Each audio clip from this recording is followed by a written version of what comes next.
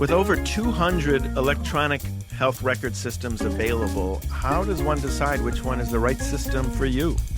Welcome to the Business of Medicine on the Clinicians Roundtable. I'm your host, Dr. Larry Kaskel. Joining me today is Bob Lovis, Senior Editor for Medical Economics Magazine. Bob has reported on the medical profession since 1988. He's covered everything from HMOs to end-of-life controversies. He's been currently specializing in practice management issues and has been writing extensively on electronic medical records and electronic health records. Mr. Bob Lovis, welcome to the show. Hey, Dr. Kaskel, how are you doing? I am good, thanks, Bob. As we've referred to in other shows, it's a jungle out there. There's a lot of systems available. How does a doctor even begin the process of shopping? How does he even know what he needs? Well, the first thing to do is to do the basic homework about what an EHR can actually do for your practice and how they're built. You can get some tremendous help sometimes from your specialty association or your specialty society.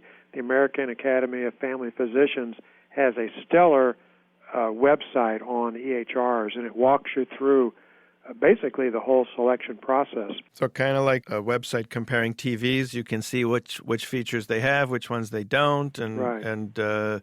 That is helpful. And you have to pay attention to not just the product itself, but understanding the specific needs of your practice. It's best when you go into EHR land, the EHR jungle, that you try to solve some problems in your practice. Is your biggest problem looking for lost charts? Is it inaccurate coding? Maybe it's too much shouting. Yes. Doctors and nurses shouting down the hall at each other because they're not communicating electronically. And then once you identify your needs, then you sit down with your staff and your partners and you say, how can we redesign our office procedures with computerization to solve these problems and streamline things? But what you're saying is that the computer is going to solve a lot of workflow problems, but I was under the impression that it may actually magnify the problem, that you really need to change your habits before you computerize, because the computer may just make things worse if you don't actually have, let's say, a consultant come out and do an evaluation of where your bottlenecks are. Right. That's very important. You don't want to basically automate inefficiency right. and dysfunctional patterns in your practice. And so, how the medical assistant works, how she prepares the exam room, or how she doesn't prepare the exam room. Yeah. You have to deal with all those things. So if you buy one of these products off the shelf, you're really locked into how they do it. And from my own experience in my practice, we went with a company called Athena Health, and they sent people out and really just watched us for a few days and watched our workflow and really designed the system around us to make it work for us. And it did. I mean, it paid to pay the extra dollars to have my practice evaluated prior to installing. That's a very good investment to have the vendor spend those extra days with you, or have an outside consultant to help you walk through your options and analyze your needs. That's excellent advice. And anyone else who wants my advice out there, do not skimp on training. It's worth every penny you pay to have everybody up to speed on that computer program before they leave town, because it's just worth it, in my opinion. It's penny wise, pound foolish. Right. And I heard one consultant say that practices underuse their systems. It's sort of like buying a Mercedes-Benz, but only using maybe only a couple gears. Right. And not even turning on the CD player, because they just don't know how to use advanced features. And so they pay all this money, but they don't train people to use all the features. Right. So again, take advantage of the training that is available and train as many people as possible. My opinion, my humble opinion. Oh, I agree. Athena is web-based, Bob. I decided I did not want to have a server. I did not want to have to deal with it when it crashed and burned. So I chose a web-based, internet-based program. I personally like it, but how's the rest of the doctors out there make their decisions in terms of going web-based or office-based? Well, the web-based system is very attractive to the smaller practice because, as you said, you don't have to invest in a fancy server, plus you don't have to worry about maintaining it. You don't have to worry about backing up your data because whoever's hosting your program can do that. Now, I think you have to make some distinctions when we talk about web-based software. We want to look at the technical term application service provider. You can have a vendor like Athena Health, which actually hosts the program on its own computer.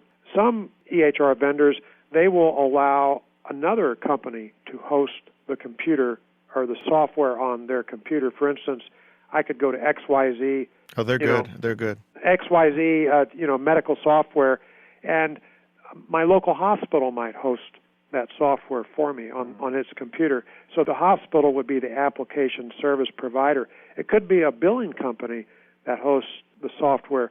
But no matter who hosts it, you have the advantage of not having to have a server in your own office. You don't have to maintain it. And if you have a fire or a flood in your office, you can be up and running the next day as long as you have an internet connection. Right. So is that the way the field is going, more towards that, or is it still kind of split? The industry is slowly moving to this ASP model. They call it software as a service. And it's especially important to look at the economics. You can get into web-based software just by starting with monthly payments. It's like leasing a car. You don't have to make a big down payment. You can just make that $300, $500 a month payment, and you can automatically kick in with the software.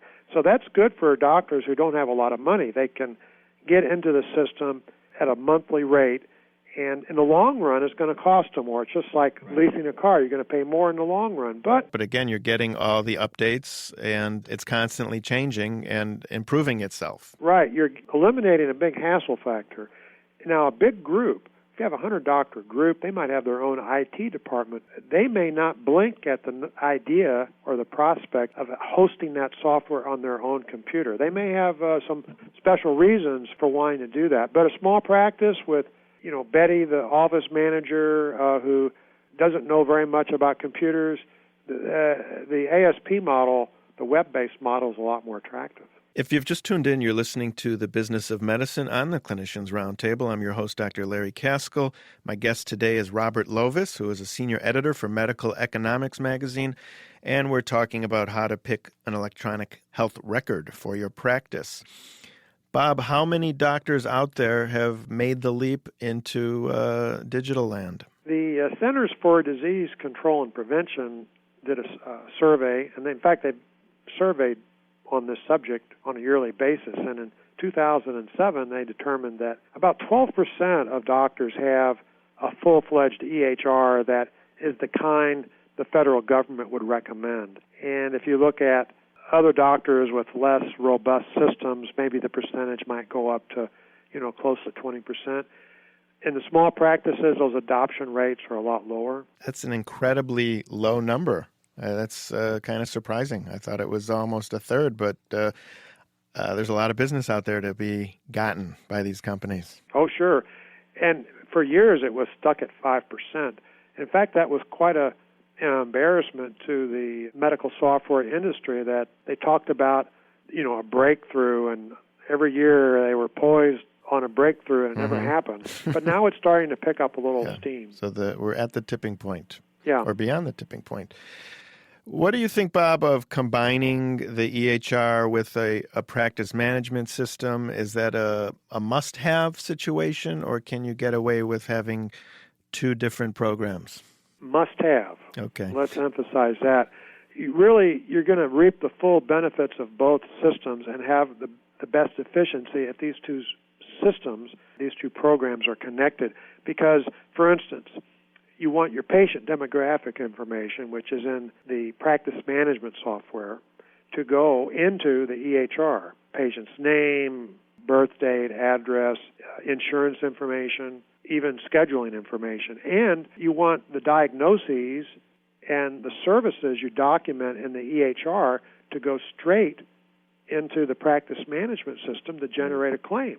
Right. That way you don't have to worry about a super bill. Are you aware of any programs or companies out there that have it so that the super bill is actually created or the charge is created without anybody doing any data entry, just from the doctor doing the visit, the encounter? Oh, yeah, that's a common feature. Now, on the practice management side in the billing office, they may have to review what the doctor did on the screen, but they basically just maybe need to tweak something. But basically, the data entry is pretty much done because the doctor is entering his CPT codes and his diagnosis codes on the EHR side. And in fact, the program can even suggest a CPT code based on what the doctor has done. And the E&M code also? Correct. Well, that's nice. I mean, that gets rid of an enormous amount of overhead of people just sitting and doing data entry all day.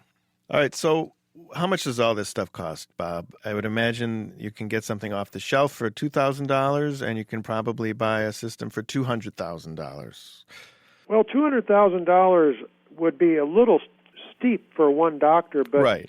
We've seen various surveys which indicate that if you look at the software and your training, your implementation, and your support, that over a 3-year period, it might be $50,000 per doctor over a 3-year period. And that's not even counting hardware. So that might add another $5,000 to $10,000. Now, and you can have systems that are maybe only a third of that as well. So there is a big price difference, yeah. I saw recently that Mysis bought Allscripts. Are you aware of that? Oh, yes, we reported on that. So what was the impetus? What was the story behind that? And should we anticipate more of these mergers? Would that be a good thing for us if our company gets gobbled up, or a bad thing? The Mysis Allscripts merger basically combined two companies which had complementary product lines. Allscripts is known for its EHR and e-prescribing software. Mysis has tens of thousands of doctors who use their practice management system. And they thought that by combining those two companies and those two product lines, they could basically have a super offering of products, and also they could sell the Allscripts EHR to the Mysis customers who have the practice management system. Bob Lovis, thank you very much again for coming on the show and illuminating the complicated EHR field out there. Don't get lost in the jungle. I'm Dr. Larry Kaskel, and you've been listening to The Business of Medicine on the Clinicians Roundtable on ReachMD XM157. If you'd like to hear more or make any comments, please visit reachmd.com. And if you register with the promo code RADIO, we'll give you 6 months free of streaming ReachMD you can listen to at home or at work. Thanks for listening.